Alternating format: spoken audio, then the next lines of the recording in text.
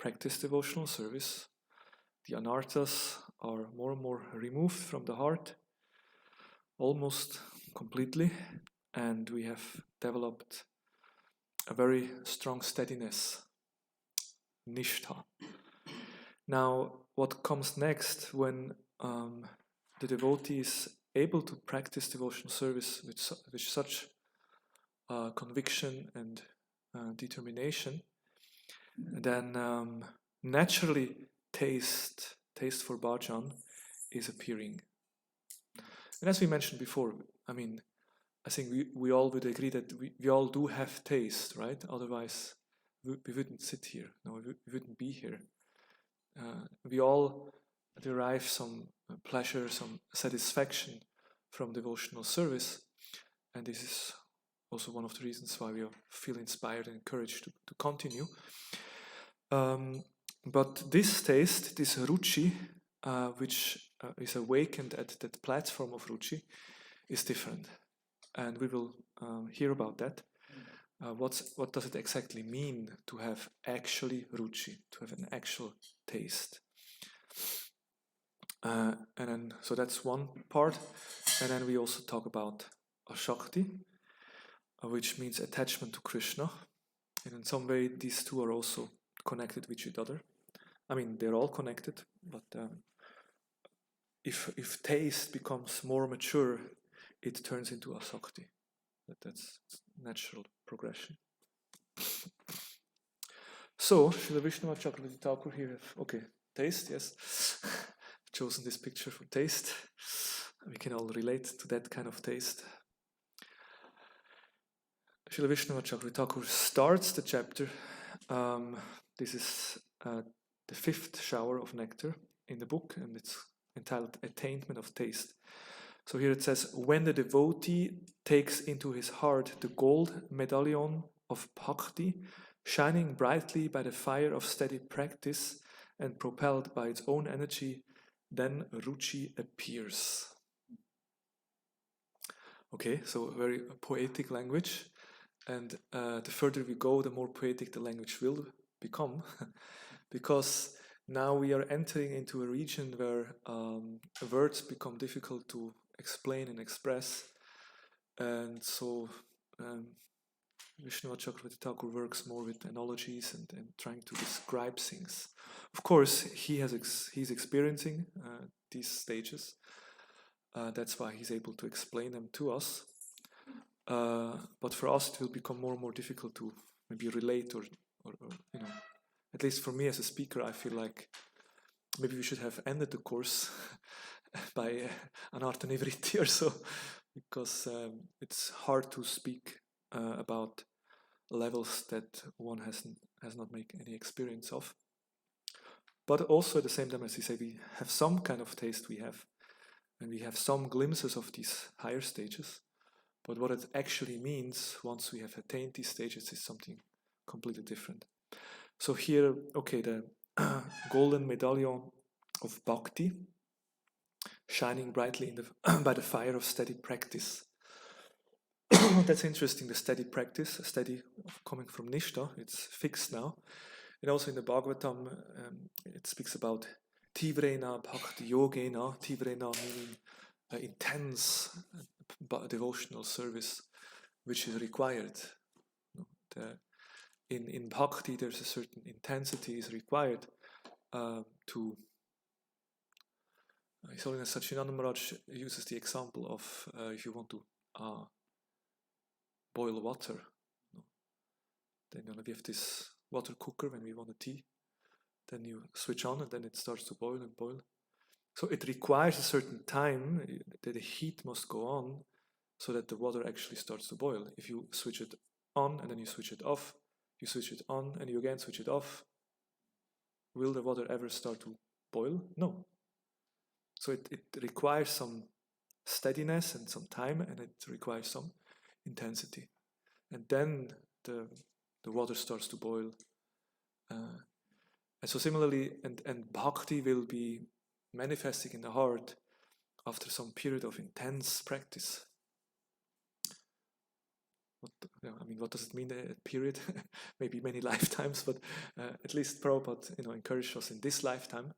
We can make it in this lifetime, but it requires a life practice of intense devotional service. Intense means like with strong desire, with eagerness, and with attention and focus, and the right motivation, the desire. And then Ruchi.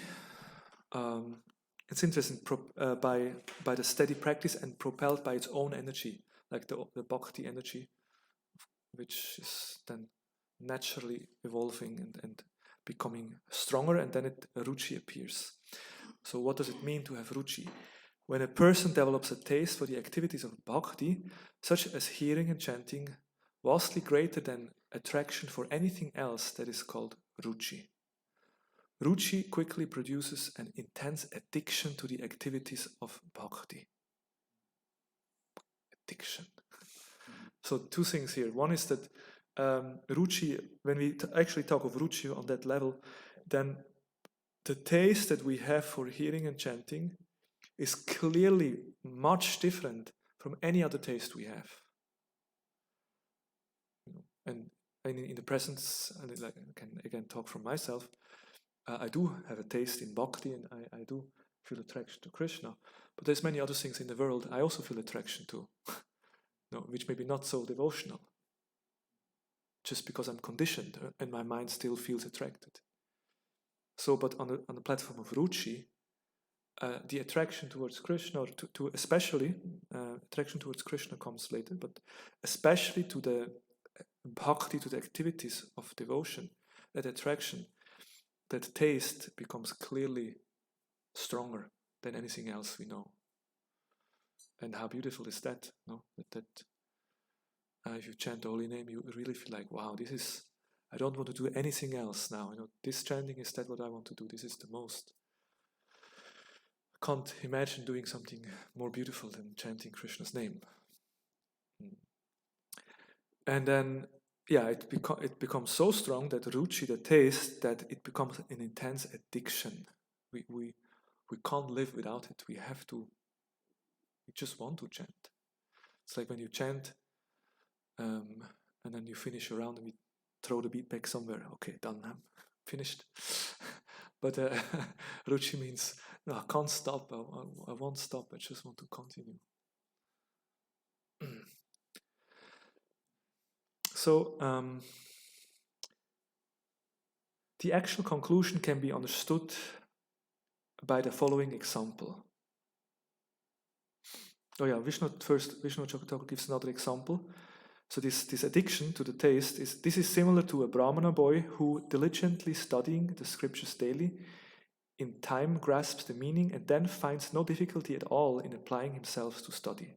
Moreover, he takes pleasure in doing his task.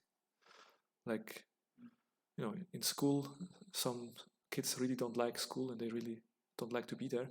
But there are some students, they really become very fired up and they're very good students and they really like to learn and they get taste in the actual study. So that's another example Vishnu Chakravarti gives, that it becomes very natural, a very natural taste. So then he says, the actual conclusion can be understood by the following example. And which example does he give? He gives the example of Srila Rupa Goswami. From Nectar of Instruction, text 7. The holy name, character, pastimes, and activities of Krishna are all transcendently sweet, like sugar candy. There we have some sugar candy, the picture. Although the tongue of one afflicted by jaundice of avidya, ignorance, cannot taste anything sweet, it is wonderful that simply by carefully chanting these sweet names every day, a natural relish awakens within his tongue, and his disease is gradually destroyed at the root. So it's a well-known analogy. It's a very powerful analogy if you think about it, if you reflect. And you see the picture there, the yellow hand. Anyone had jaundice, this experience? No.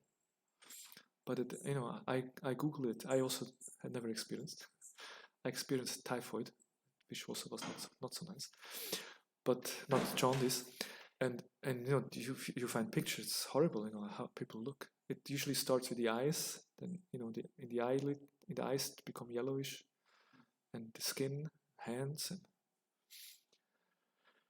and it's connected to the liver, a disease, and it can cause by different diseases, but it's connected to the liver also. And so this is a disease, and one of the symptoms of this disease is that everything you the taste will be different. Everything becomes bitter. But then actually, if you take candied sugar, which although it's sugar, it tastes bitter, but if you take, it helps actually to cure that same disease. And what was in the beginning bitter, at some point when it becomes normal again and you become healthy, then again it becomes tasty. And Rupa Goswami uses that analogy with our state of consciousness, that the conditioned soul is in a sick condition, very sick actually. Now, usually if we become sick, then we become very concerned. No? Oh my God, I got this heavy disease. I have to do something. I have to go to the doctor. Who can help me? I need medicine. But the thing is, we are, as a conditioned soul, we are also in a very diseased condition, but mostly we don't care so much, Of course, as devotees we do. That's why we also took Krishna consciousness, because we became aware that something is wrong and we need to. But people in general, they think everything is fine. But actually, our healthy condition is that we are eternal servants of Krishna. That's our healthy condition, that we serve Krishna, that we are connected with Krishna. But the fact that we have been separated and not connected with Krishna we are covered by avidya, or ignorance, and that's the disease compared to jaundice. And in that diseased condition, we are not able to taste that which actually is sweet. And what is sweet? Krishna is sweet. Krishna is very sweet. No, there's this song which everything about Krishna is sweet. Madhuram, Madhuram. Everything is sweet about Krishna. So Krishna is extremely sweet. And we are here in Golokadam. Everyone who looks at the altar and sees Shishi Madha Mohan will agree, so sweet, And Krishna's pastimes are very sweet. His name is very sweet. Everything about Krishna is sweet, but in the conditioned state, we don't experience it so sweet. Sometimes even it's quite bitter.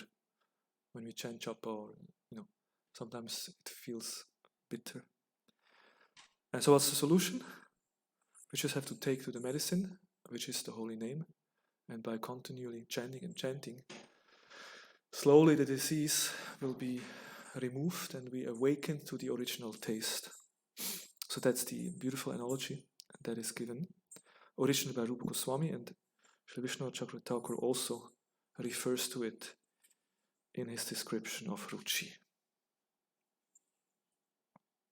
Then, not directly mentioned by Sri Vishnu Chakra Thakur, but certainly also relevant in this discussion, is Krishna's statement in Gita 2:59, Vishaya Nivartante Niraharasya Dehina Rasavarcham Rasopyasya Param Dristva. Nivartante, that though the body, embodied soul, may be restricted from sense enjoyment, the taste for sense objects remains, but choosing such engagements by experiencing a higher taste, he is fixed in consciousness. Some Prabhupada explains that just because someone is diseased and the doctor tells him don't eat deep fried stuff and don't eat that, the patient may follow the instruction, but it doesn't mean that the taste goes away. Taste remains. Just because someone puts on saffron and is a brahmachari, doesn't mean that his taste is for the attraction to the opposite sex is just away. It might be still there.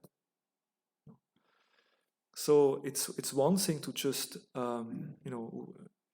restrict sense enjoyment or withdraw the senses, and that's already a good step. If you can do that, that's fine.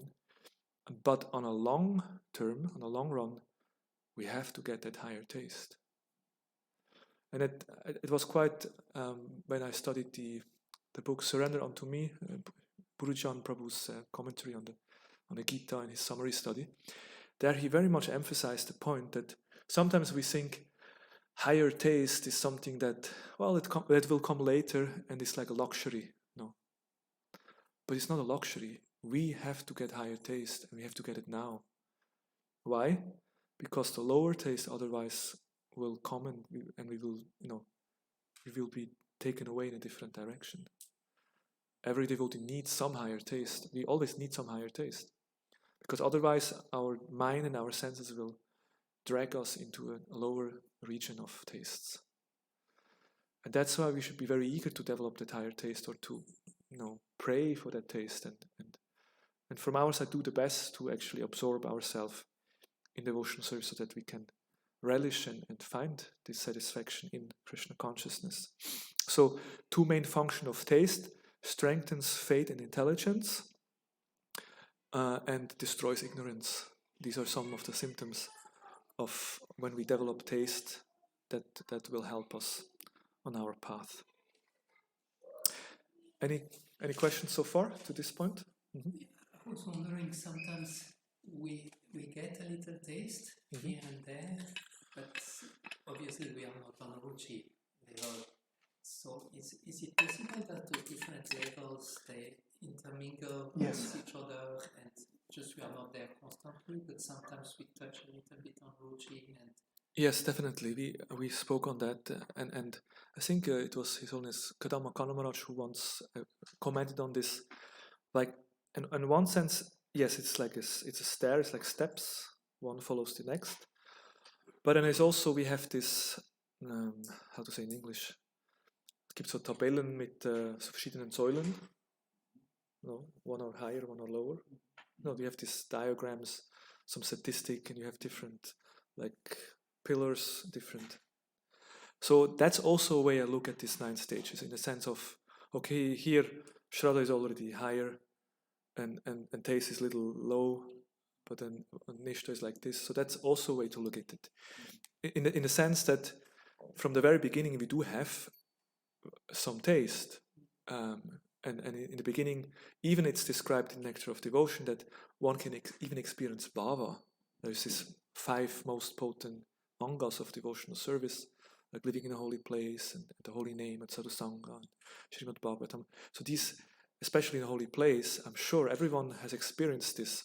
If you go to the holy place, all of a sudden you chant japa, and all of a sudden you have such a deep realization. You feel so close to Krishna, even tears coming from your eyes, like, oh my God, what happened? Well, welcome to Sridham Mayapur, or welcome to Vrindavan Dham. These kind of things can happen sometimes. But it's not that every day we have tears in our eyes when we chant. These are like very unique experience we have. But yes, so by Krishna's mercy, on the mercy of the devotees, we may get some glimpse of these higher stages. And that also gives us an inspiration, encouragement to continue and to strive to attain these levels. And at the same time, when we actually reach these certain levels, then it becomes like we are kind of established in that. And especially with Ruchi here also we see that at that point, as we described before, the taste means really, the taste is really higher than every other taste. And other symptoms are there. Yeah. One verse came in my mind, 9:2 Bhagavad Gita, about this Raja Vidya. Mm-hmm. And it said, it is everlasting and it is joyfully performed. Susukam. Yeah, Katam Is it something else, I guess? Because we practice, because we've experienced some joy, but it's most probably not Ruchi. I mean, it's a little similar, I guess. In the beginning, Krishna mercifully gives us some experience that gives us that taste and that faith in the practice of devotional service. And the more we advance, the more that taste and happiness will be there. But yeah, it's the nature of bhakti is such that it is very joyfully performed. Why? Because it's so natural to the soul. It is the most natural thing for the soul to be engaged in devotional service. So naturally we'll find this deep satisfaction, and that joy just comes naturally. Yeah. Most probably this Ruchi is part of this Sukha, kind of writing. Yeah, I would say.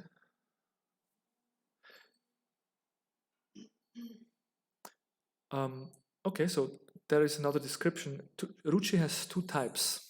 And that's interesting. It's that which depends on excellence of elements, vastu, vaishistya, apekshini, and that which does not. And here it says anapekshini. So what does it mean? Depends on excellence of elements. What does it mean? Okay, example. You have different pujaris that dress the deities differently. Someone is very expert in dressing, just has this artistic, talent. And when that devotee dresses the deities look just amazing, so fancy. And another pujari maybe doesn't have so much skills in that and just dresses simple. Or someone is a very, very expert cook. When he cooks, it's just amazing.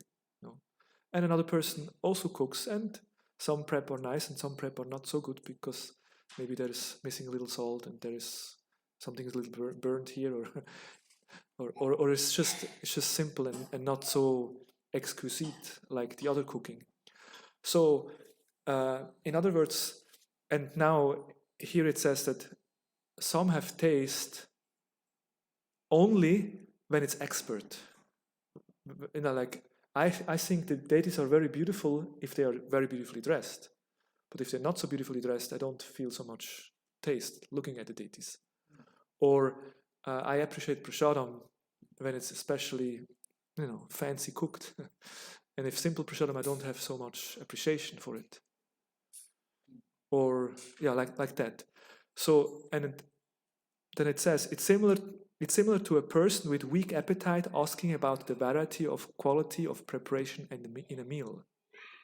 So the point is that if you're really hungry, and it says, this proverb, hunger is the best cook.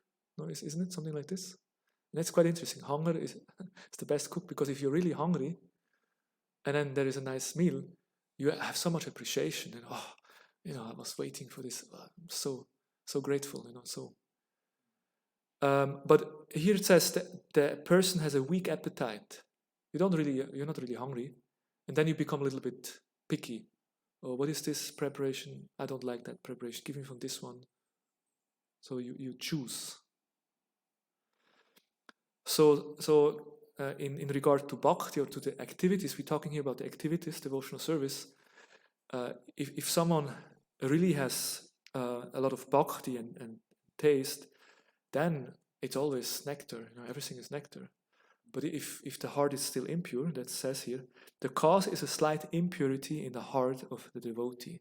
One should thus understand this dependence on the excellence of the elements in kirtan and other devotional practice as a taint of impurity in the heart, dosha bhasha.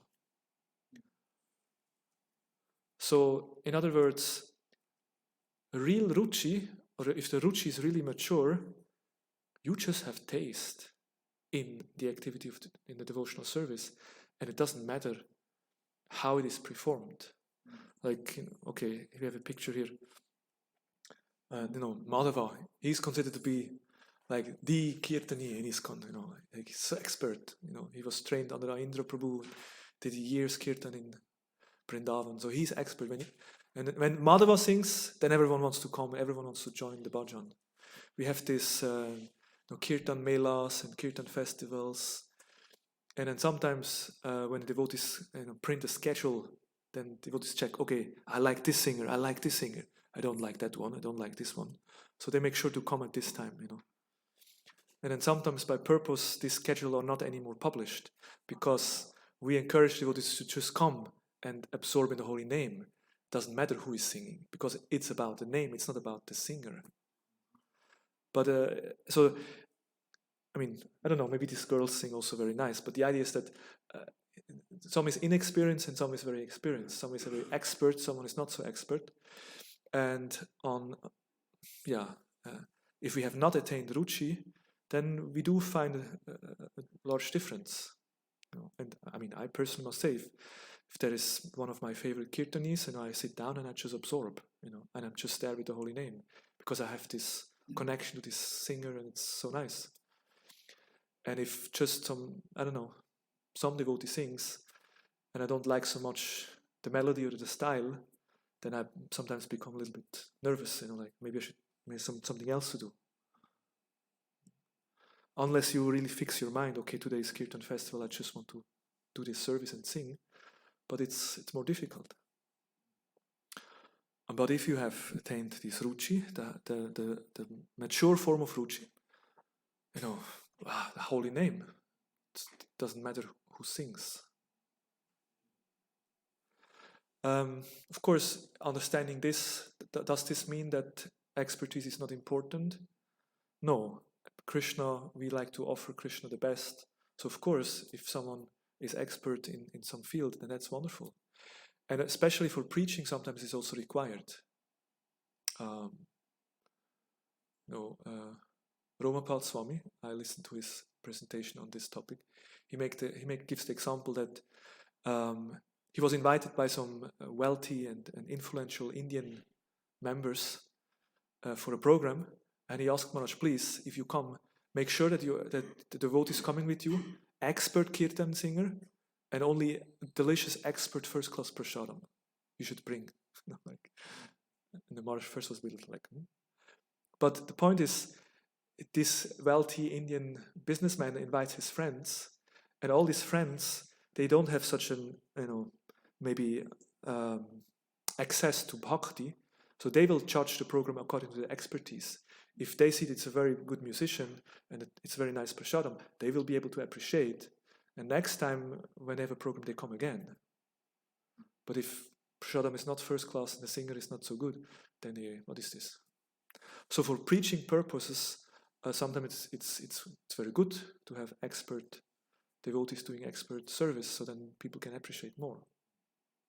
At the same time, we also know, there's a story with Bhakti Siddhanta Saraswati Thakur, that even public programs, he purposely asked some disciple to sing who was not a good singer, just to teach other disciples that at the end of the day, it's about Bhakti. It's not about the expertise, it's about the Bhakti. But yeah, so there is this both sides. But the main point here is that if one has this Ruci, then what will not matter much. Okay. Yeah, then Vishnu Thakur also gives some kind of prayers where he prays, oh, such am I and my senses of taste, that I lick up bitter tasting, deceitful, profound gossip as if nectar, but remain apathic by hearing the names, qualities, and pastimes of the Lord. I'm so fallen. When I start to hear about the Lord, I'm comfortably fall asleep, but at this chance for vulgar, idle talk, my ears prick up and I become wide awake. So he's praying or like lamenting that in my present condition, my taste is still going in the wrong direction. So when will I develop the taste which is required? So two primary symptoms of Ruci: all obstacles of chanting and hearing are no longer visible, and limitless appetite for devotional practice awakens. So here the obstacles are really going away because we naturally have taste, and the appetite becomes stronger and stronger. Okay, any other questions on this point of taste? Yes. I just want to thought that if someone has Ruci, then what the people it doesn't matter who sings. We know also that someone, for example, who's chanting, but he is not following any rules and regulations, he can okay. Wrong. Yeah, sure. I mean, when I said it doesn't matter who sings, I meant amongst the devotees. Amongst the devotees. One with a beautiful voice and one with not so beautiful voice. Yes, of course, if Mayavadi sings who pretends to have bhakti, but actually he wants to merge with the Lord, then that's not favorable. the one that get Ruci because of excellence and expertise is also one on the level. Is also on the level of Ruci. That's a good question. I was asking the same question while I'm talking. Yeah, I mean, it says that two kinds of Ruchi, and I would understand that this is different level of degrees because it's a process. It's growing and increasing. So in the beginning, there is already a very the taste is already much greater than to other material things that has been achieved, but it might be still a bit dependent. The intensity of that taste may still vary according to the excellent, and when that becomes more intensified and more pure, because it says here that the cause is a slight impurity in the heart of the devotee. So if there is dependence, it means there is still not so refined, and if it becomes more pure, then it will be completely independent. That's how I would understand it. Yeah, I hope I was not asleep. Which comes first? It could be confusing when you give the reference to the Bhagavad Gita, where it is said that the higher taste brings the fixity, and Nishta is considered a fixed position, and then the Ruchi comes. Okay. So you said Bhagavad Gita says that? Was that the reference which was on the PowerPoint? Yeah, right. That reference was there in terms. So higher taste, then there's more fixity or something. Yeah. Then Nishta is considered a fixed position, and then the Ruchi. Okay, very good, intelligent question. Yeah.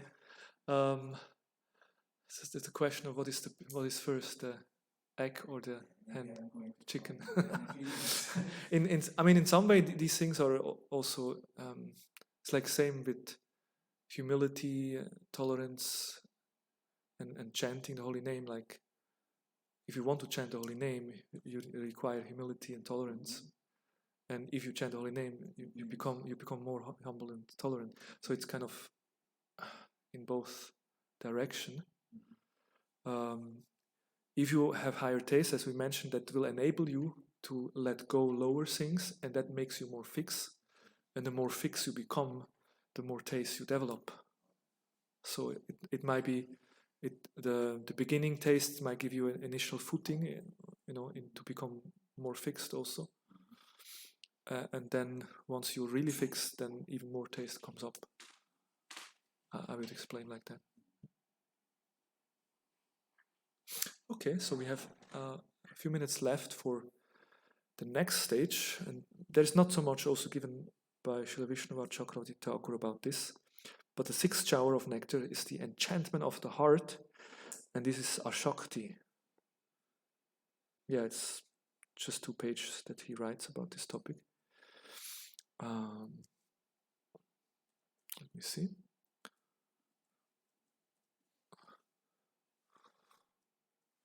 So now we have, so this is the 7th, Asakti, attachment to Krsna.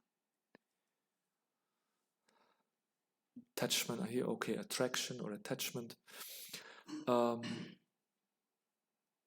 here it says, next, when the taste for doing bhajan reaches extreme depth and Krishna becomes the very object of one's devotional service, one attains to Asakti or attachment.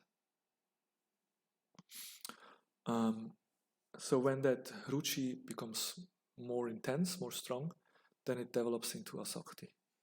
And the difference between Ruchi and Asakti is that Ruchi mainly has bhajan, the devotional practice, as its subject, while Asakti mainly has the Lord, the object of bhajan, as its subject. So that's also interesting, a good way to discriminate. Ruchi means you get so much taste in bhakti, in the practice, in the devotional service. Wow, chanting is so ecstatic. I love my service. There's Seva Ananda. I get so much bliss in my service. And whatever, whatever related to Krishna, it gives me so much taste. That's one thing. But then, when that taste becomes more and more, we realize more and more how, okay, we have a taste in the holy name, for example. We have such a taste in the holy name, and at some point, the realization that actually that name is non-different from Krishna, and that we actually deepen our relationship with Krishna becomes so strong that that turns into the attachment towards Krishna, the object of bhajan.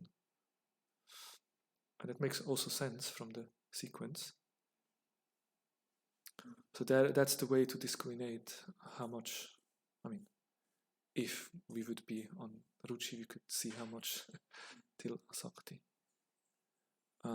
So here it says, actually Ruchi and Asakti have both as their subjects, but they differ in that Ruchi is the immature stage of attachment, while Asakti is the mature stage. So it's like, yeah, the more intense it becomes, then it becomes more directed towards Krishna directly. So Asakti polishes the mirror of the heart to such a state the reflection of the Lord suddenly seems to almost visible there. So it's also a nice way to look at it. And an amazing statement. Yeah, basically this chapter, Srila Vishwanath Chakravarti Thakur also describes how such a devotee feels, how he talks. He gives some examples of that. Like he sees a devotee who carries a book under his arm, and then he immediately becomes ecstatic. Please recite the shloka from the 10th canto. And the devotee recites a shloka from the 10th canto. The devotee has so much taste in that. So he's always naturally attached or attracted towards Krishna. It's very natural. And then he gives a few examples, and then comes this statement, which is amazing.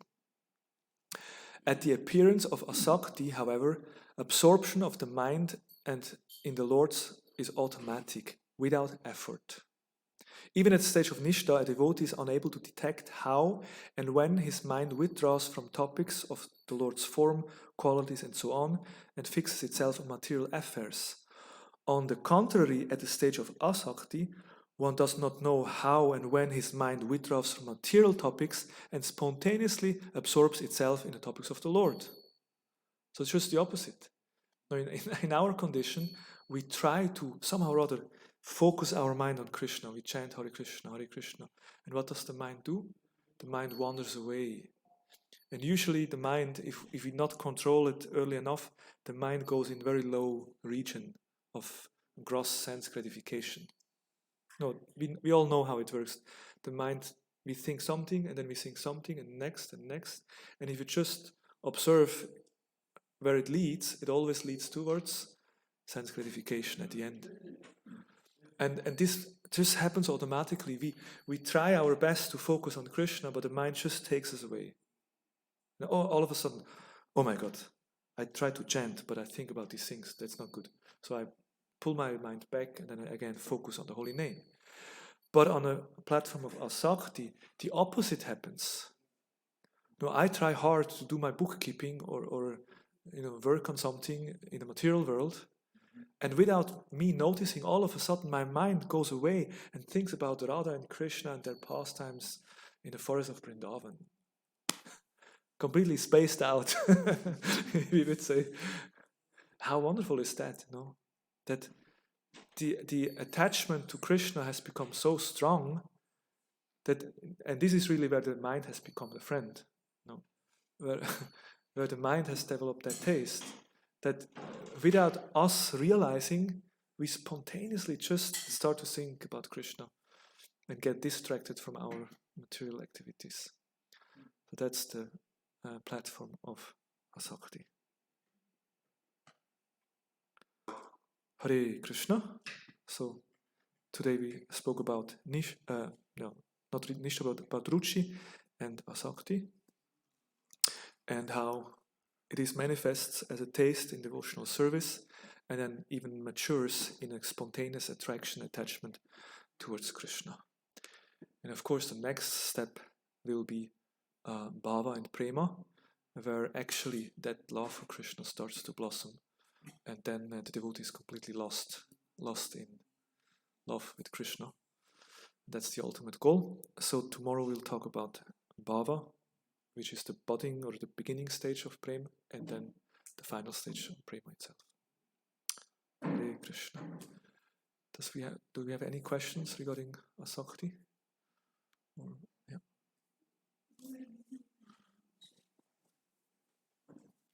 I'm just thinking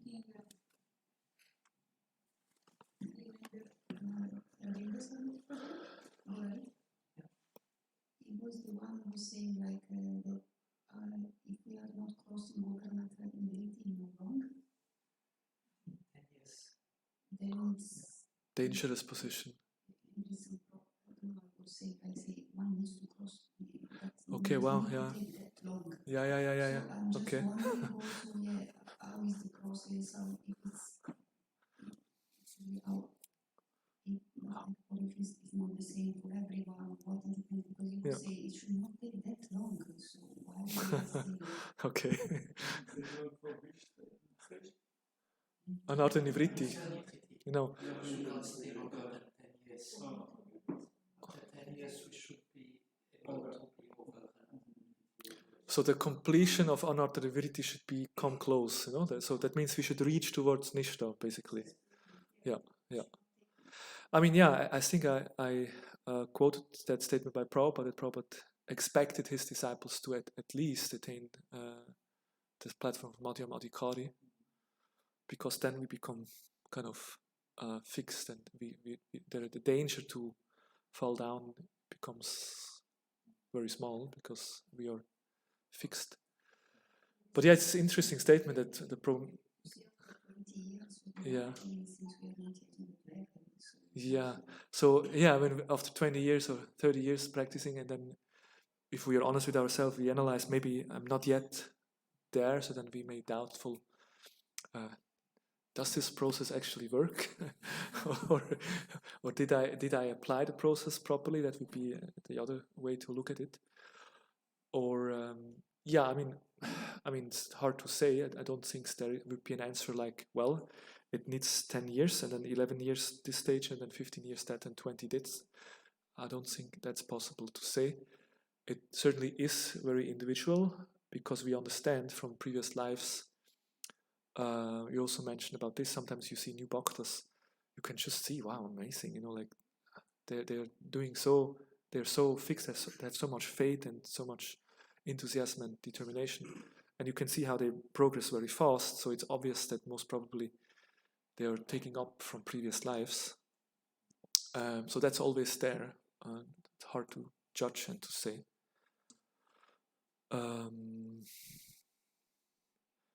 Yeah, but it's a good like how I say a warning or a good kind of encouragement that yes, and that we should do that, like reflect and okay, I have been practicing for 5 years, for 10 years, for 20, 25, 30 years or more, and what have I attained and how far have I come?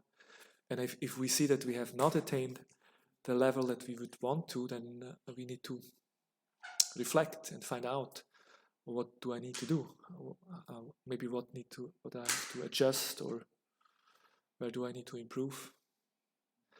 And at the same time, you may remember the pictures I showed about the tree with blossoming like flowers, and there was explained that sometimes also, although we may have attained a certain level, but then Krishna is withdrawing or waiting with giving the full mercy.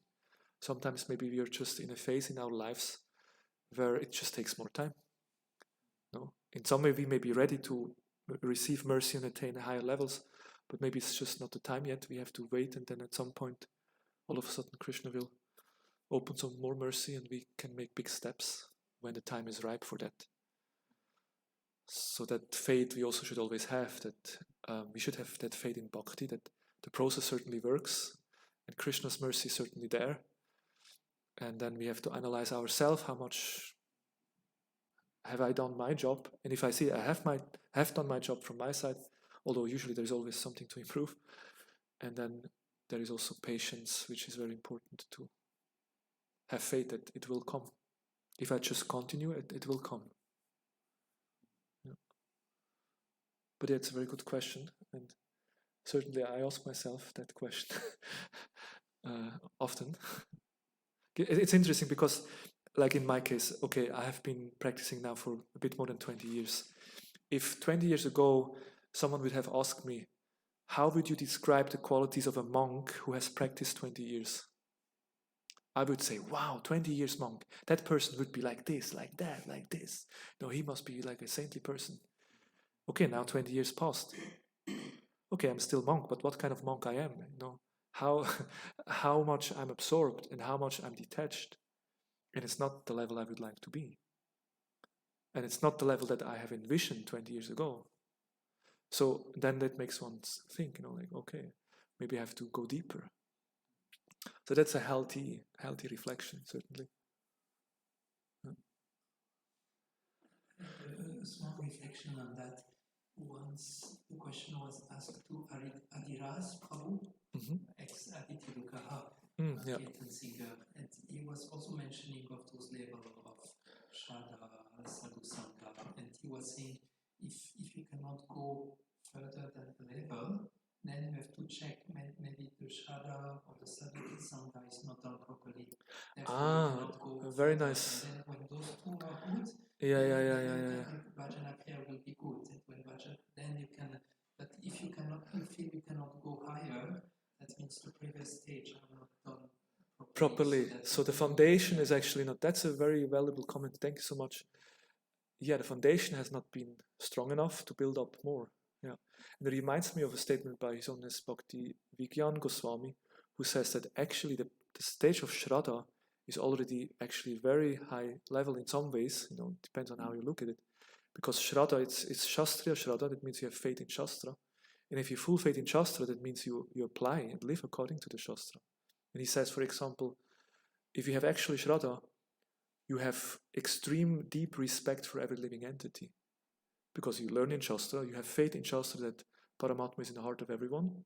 How can you offend any person? If you have Shraddha, that means you're super respectful because you see Paramatma in the heart of everyone. That's an interesting way to look at it. Shastriya Shraddha, you have faith. Krishna is in the heart of these people. So I have so much respect. So to have so much respect is already a very mature level. And that's just Shraddha. So I think it's a very valuable point that if we have not reached the levels to our satisfaction, then going back and seeing how much have we worked on the lower levels and how much they are actually completed, let's say like that. In another sense, could we say that Anartha-nivritti is going up to Baba? Because they are still right. So it's not that that when we go in, that Anartha-nivritti is finished. When you have Ruci, it goes up to. You're right. We're right. We spoke about that, and yeah, certainly. And even if you have attained Nishta, we also mentioned that from time to time you feel the influence of Raja and Tama. So even if you're on the platform Nishta, you may still sometimes feel agitated and these desires coming up. That's also there. Yeah. Okay. Can I read up maybe a short comment about it today that these somebody says my voice is good enough.